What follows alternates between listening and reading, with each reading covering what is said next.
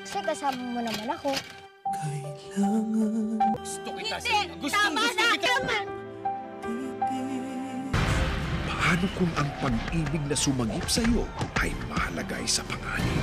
Kaya mong isakripisyo Iwan mo siya!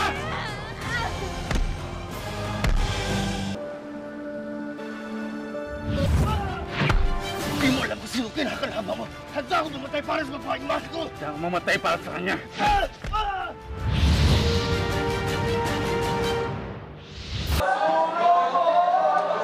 Ako ang minahal. Minahal ka sa pagkatao ko. ng apoy sa dagat.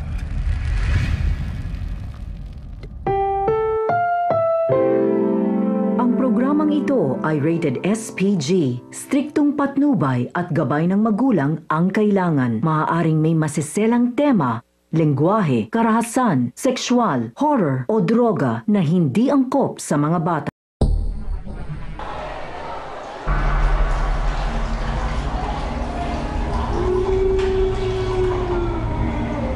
May tao ba dyan?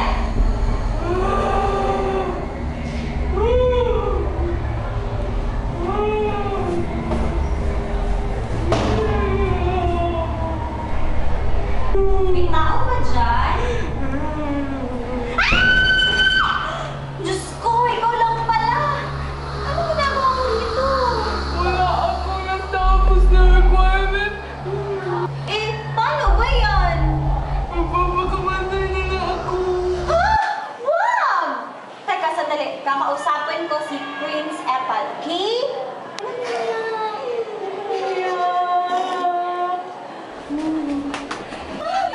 Aba! Wala bang knock 3 times dyan? Teresita! Asa na ba si Virgin Sita? I need her TOS now! At saka, yung event sa barangay! Yung concert sa Divisoria! Na-organize na ba niya? Yung manicure at pedicure ko! Nako! I will not sign her clearance! Ma'am! Magpapakamatay na po siya!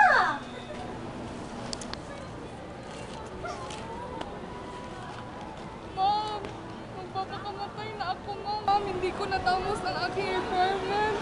Absent po ako sa lahat nating sessions, ma'am. So, hindi mo na siguro kailangan ng mga study sessions natin, ano?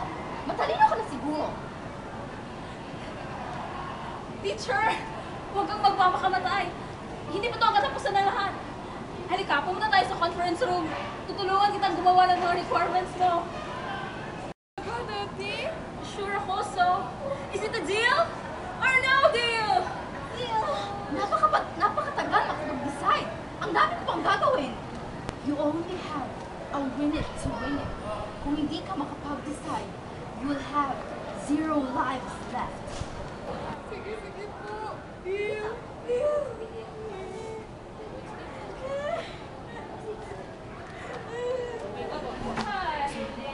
Akala ko ba naman hindi na-aalis yung teacher na yun? Tingnan mo tuloy. Ibig sabihin, ako yung mag-organize ng peace concert. Alam mo na, pwede ba tumulong? Ikaw may spirit of volunteerism dyan eh. Sige na. Tulong lang naman. Hello? I'm very busy, so stressed. Kasi naman, yung faculty teacher namin na umalis, may iniwang nakatenggang trabaho sa akin. I would organize an event. Eh kasi naman, pumunta ng Amerika. Eh ang mga kasamahan ko, natira dito. Puro tamad. Oo, sige. See you later. Bye. Yeah, very busy. Mama.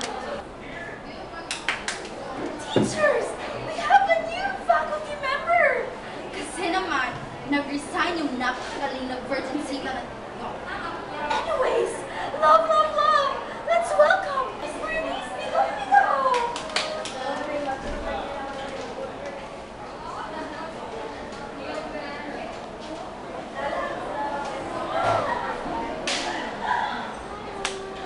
Teachers, Miss Bernice is a graduate of Geisha Academy of Centennial Teachers.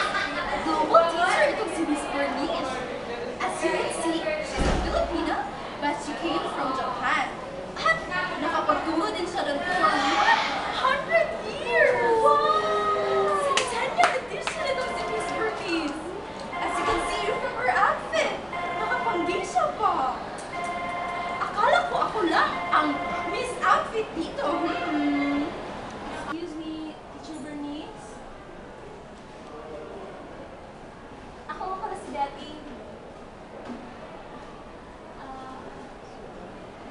gusto ko sana magpatulong para sa darating na concert. Kasi meron tayong concert this March. Diba? Maganda naman kung magpangalas natin yung talento ng ating mga kabataan. Kaya naman, kaso nga lang, yung project head nag-resign. Ang ibig sabihin, ako na lang yung project head. Nes ko sana tayong dalawa yung project head. Okay na ba sa'yo? So, tayong dalawa yung project head. Kapapasok lang na balita, isang Pinay na guro sa Amerika binigyan ng award dahil sa pinamalas na galing sa pagtuturo at sa walang humpay na pagtitiis na di umano sa pagmamaltrato sa kanyang mga estudyante. Irvin? Jim, nandito ako ngayon sa NAIA at nandito din ang gurong binigyan ng award. At saka siya yung nanalo sa 2013 Pinoy Master Teacher. At saka isa siyang binukod.